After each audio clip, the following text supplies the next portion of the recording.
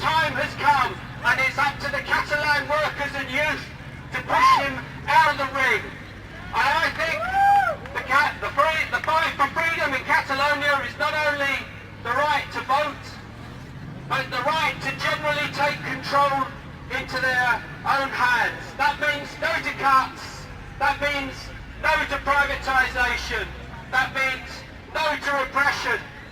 This week, one young witness wrote in a newspaper, in a British newspaper reporting from Barcelona, that what she's seen is a mini revolution. Well, we want to make that into a big revolution. We want to go further than Catalonia, and we want to bring down the Spanish state. So no to cuts, privatisation or repression, yes to an independent socialist Catalonia.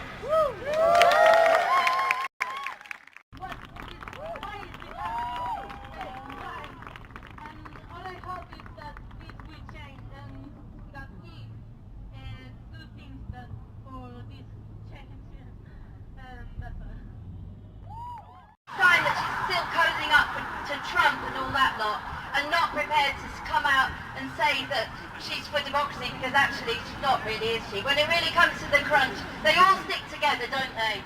So I say solidarity to everyone in Catalonia fighting for independence and fighting for their rights and fighting for democracy against a repressive state and against Rajoy.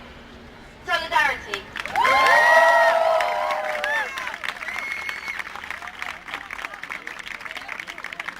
Catalans i catalanes. Hello, Catalans and Catalans. Hello.